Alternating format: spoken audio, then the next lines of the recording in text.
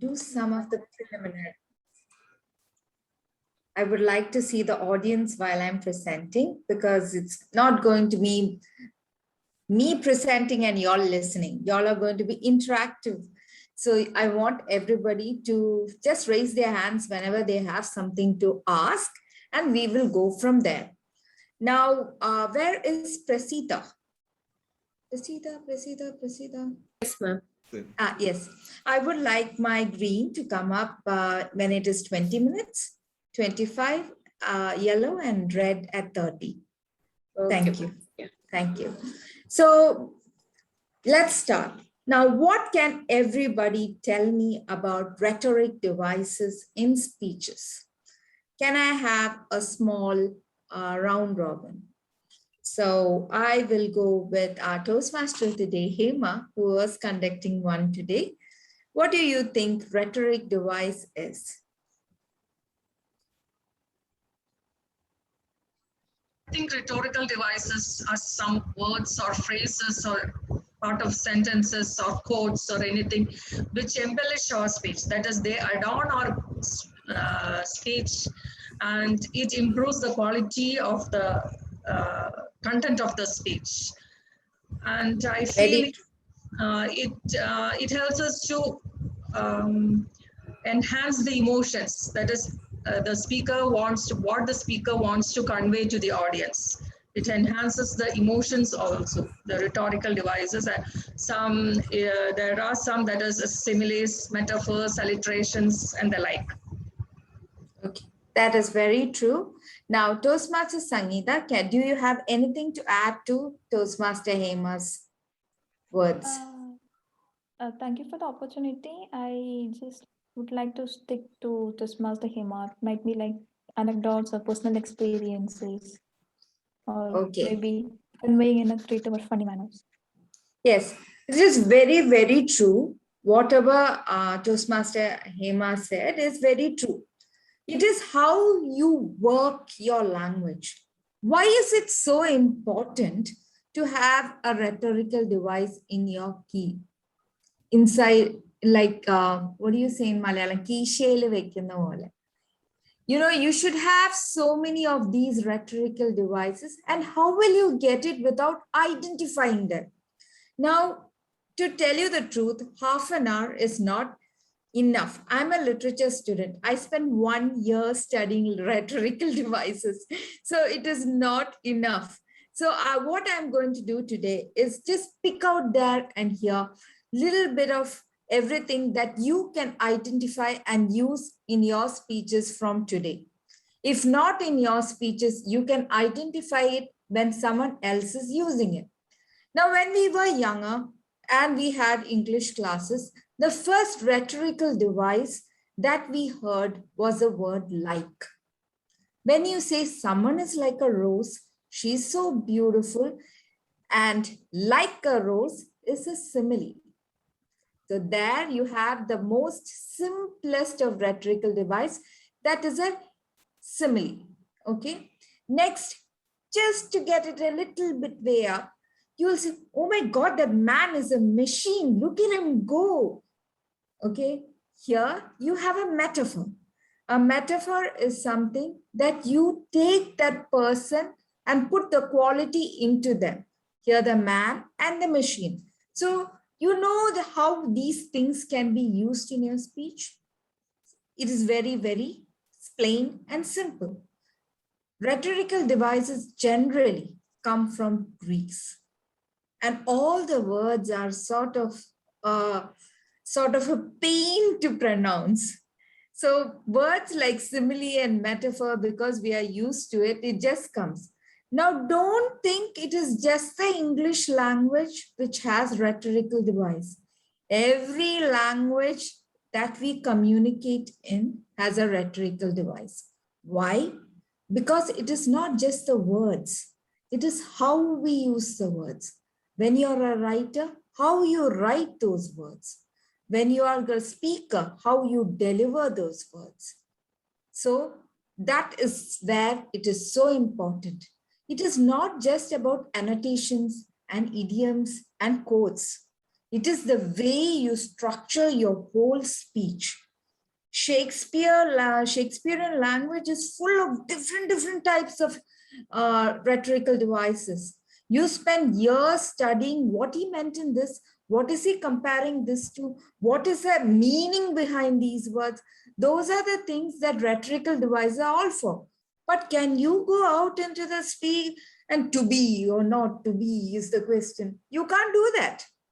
You have to be more practical. You have to use it so that you are able to deliver it. Now, I have heard many of the speeches that were delivered today, and I was just thinking how in various stages you would have prepared the speech in your head and you would have delivered it.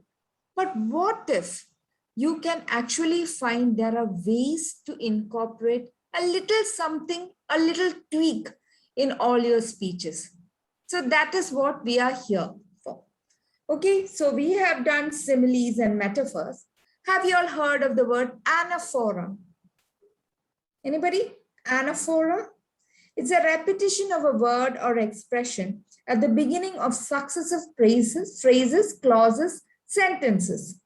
It will be very nice when Dilip is singing a song and he repeats a line all the time. So that is an anaphora. So a shairi is an anaphora. So you have couplets that are anaphoras. So how do you do it in a speech? You have, I'm going to read you a bit of Charles Dickens. It was the best of times. It was the worst of times. It was the age of wisdom. It was the age of foolishness. It was the epoch of belief. It was the epoch of incredulity. It was a season of light. It was the season of darkness. It was a spring of hope. It was the winter of despair. This is taken from Tale of Two Cities and from Charles Dickens. Now, if you realize when you write these anaphoras, it's very nice to read it. But if I had read it plain, you would have thought me very boring. So you should always remember to use this trick a little less. You should be very careful when you are repeating certain words. Like the word it was is repeated. But how did I change it? It is by using my vocal variety. If I am on stage and I'm acting, I will look to the side and this side. So that is where it becomes a technique.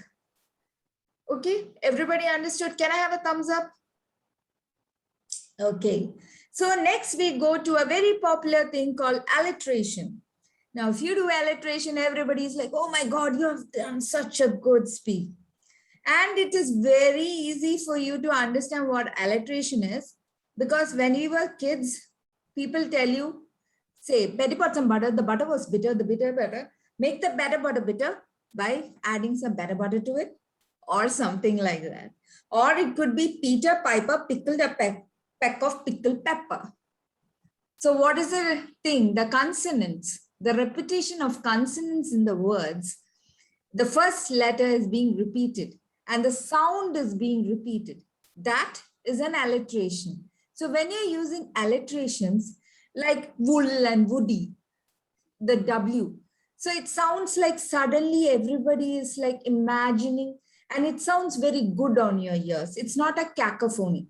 Cacophony is another technique another device that you can use where everything is horribly wrong. So alliteration. Then we have another less known one, analepsis. Analepsis, a literary technique that involves interruption of a chronological sequence of events. Now, what is that? That is a flashback. When you're writing a story, you say, oh, and I went back and then I remembered suddenly. When I was small, I did this. When I was doing this, I was doing this. So that is a flashback is fancifully called an analepsis. Okay. Now we have antiphrasis. This is usually ironic, humorous use of words. I have seen sometimes Dilip use it in his speeches. I'm referring to Dilip because he's a contestant and I've heard him so many times. So that is ironically humorous. You know, you can say a giant is 3 4 inches. A giant of 3 4 inches. Something ironical, something different. Suddenly a pause comes and you get something else. So that is very useful when it comes to humor. Okay, then it comes to apophasis. Now, this is like something that maybe husbands do to wives, wives do to husband, best friends do to each other. What is it? We won't discuss his past crimes. That is, it is usually used by one famous speaker in the last 1 year, Donald Trump. President Donald Trump used it so many times by not mentioning certain things, mentioning it. So that is apophasis.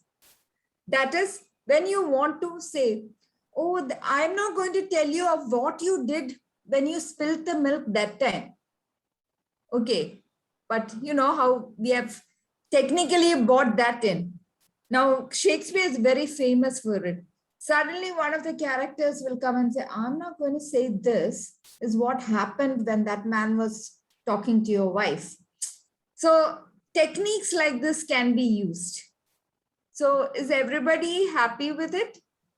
Can I have a thumbs up to show everybody is with me so far? Yes, thank you. Now comes dysfemism. The substitution of a disagreeable, offensive, or despairing expression. Now, if you all are in the road or you have road rage, this is what you do. You call bad words. You will call the female dog.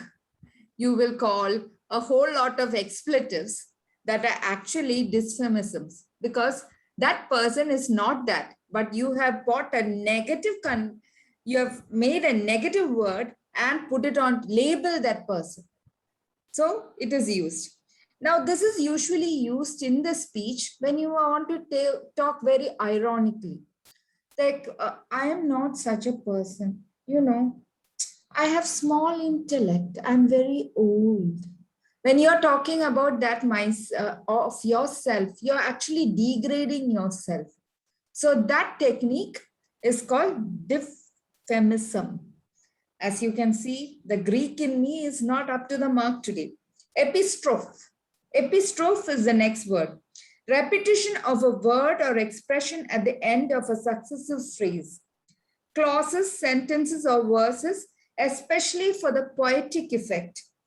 For example, Abraham Lincoln's Gettysburg Address, and that government of the people, by the people, for the people, shall not perish from the earth.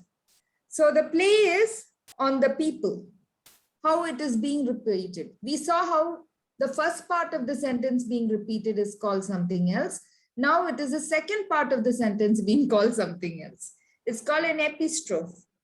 The hyperbole is what it's called. It means an exaggeration. Just like the word, it means like when I say, I look at distinguished Toastmaster Sajeev and say, oh my God, he's tall like the mountain. He's stronger than Hercules and things like that. So what is happening? I am having an exaggerated view of his strength to show a certain character in him. It's a very popular usage. You can use it for perhaps something to do with comedy or something to show that over awesomeness of that person, or sometimes even the negative. So that is one thing. Now, meiosis. Now, meiosis for any biology person here will mean cell division. But in literature, it means understatement. It's a presentation of a thing less than it is. This is not an irony, it is an understatement. It's used to belittle someone. Oh, Malayalatila, when you say it, it is, oh, avante karyam, poka. So, you know, It's like to belittle somebody. So if you're using it in English, oh, that man, nothing. Think nothing of it. So when you use statements like this, you're actually using the technique called meiosis.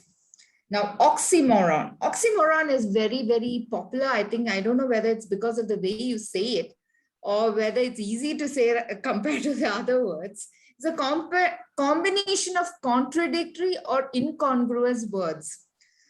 Suddenly, the room was filled with deafening silence. And then there was a dog in Toastmaster Varghese house. So then the comedian was seriously funny. You get it, how we use seriously in a different way. The comedian was seriously funny. You're clearly confused by the situation you have found yourself. Another word is cruel kindness.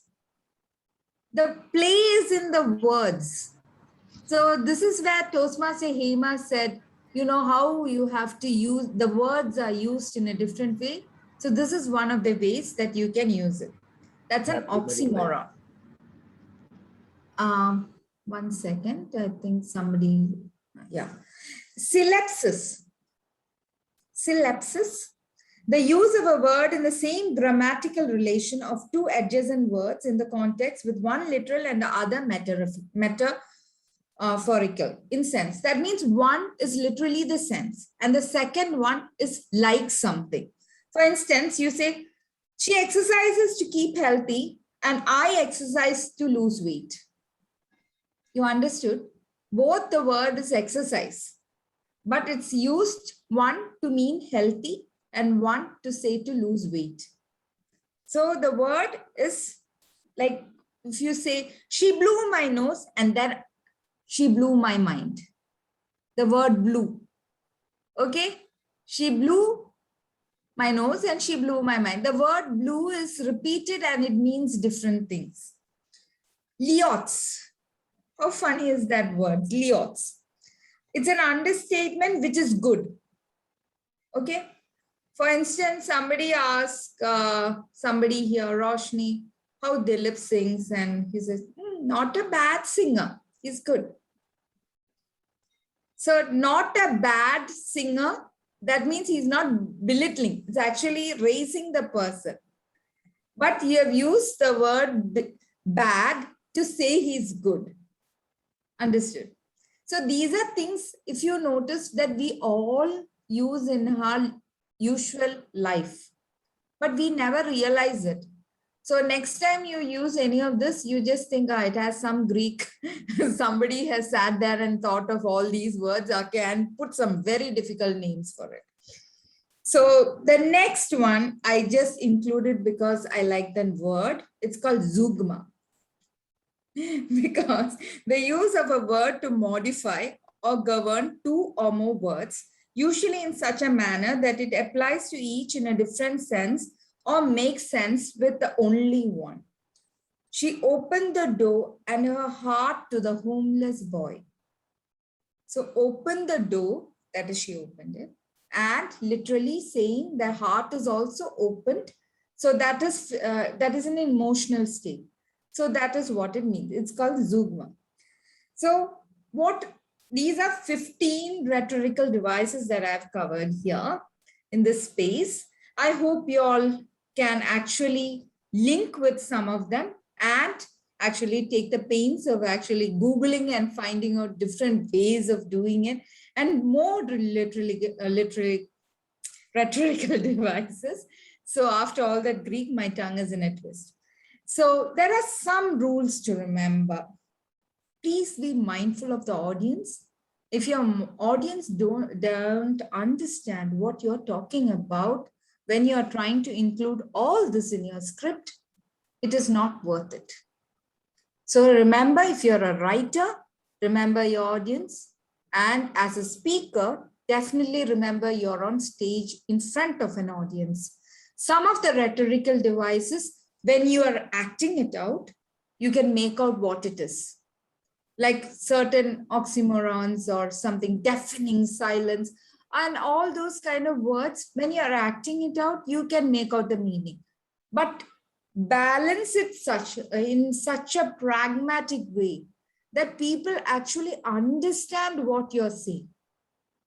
Just don't let them lose your sight, your vision, just because you're using more rhetorical device. You think like, oh, can I do this? Can I do this? Be like a painter who's filling different sides of the canvas. Just the right amount of color. You have all these in your painting board, but you don't have to use all the colors all the time.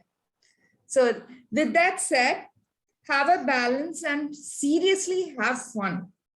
Now, I'm going to just share my screen.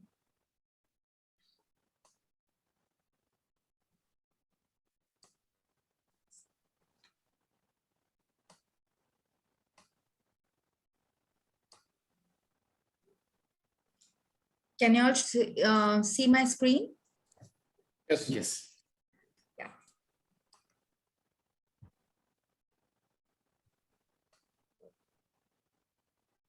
So the first one we saw today is a simile, a metaphor, an anaphora, alliteration, analepsis, antiphrasis, apophasis, dysphemism, epistrophe, hyperbole, meiosis, oxymoron, and synapsis, leotis, zeugma. So the rules that we follow are: be mindful of the audience, achieve a balance, be pragmatic, have some fun. And remember what Plato said: rhetoric is the art of ruling the minds of men. Your speech should be crafted in such a way that the people that you talk to, that your audience should understand what you are about. So it is like art. So with that, thank you, and I'm open for questions. Am I on time? I can't see the timer. Yes. On Yes. Okay. So I'm open for questions on how to use rhetoric devices. If you have any doubt on how to achieve your goals when you're writing a speech or delivering it or dramatizing a speech, please let me know. You can ask. I can see a lot of question marks coming in on the faces. Any doubts? How to use rhetoric in funny speeches? That is what I was talking about, because there is a lot of ways you can use rhetoric in funny speeches. You can use an anaphor or any of those. All of these techniques can be used in a funny speech. But the main thing is the way you use a pause and your vocal variety along with the devices. If you don't do that, it will fall flat.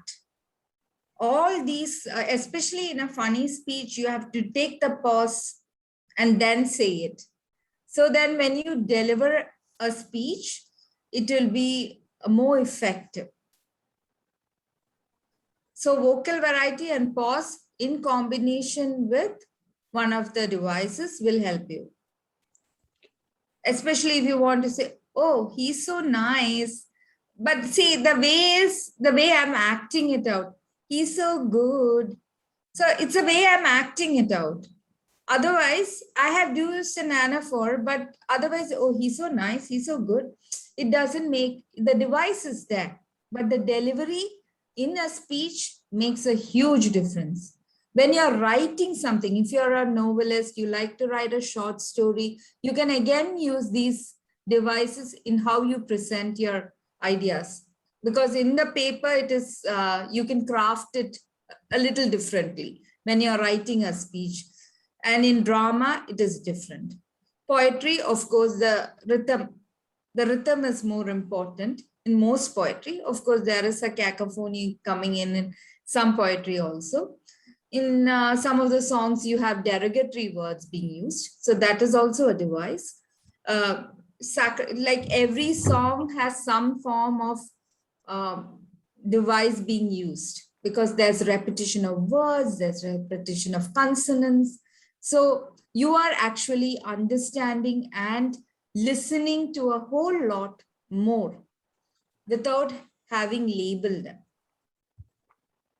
Does that answer your question, Yes, yes, thank you. Toastmasters? Thank you.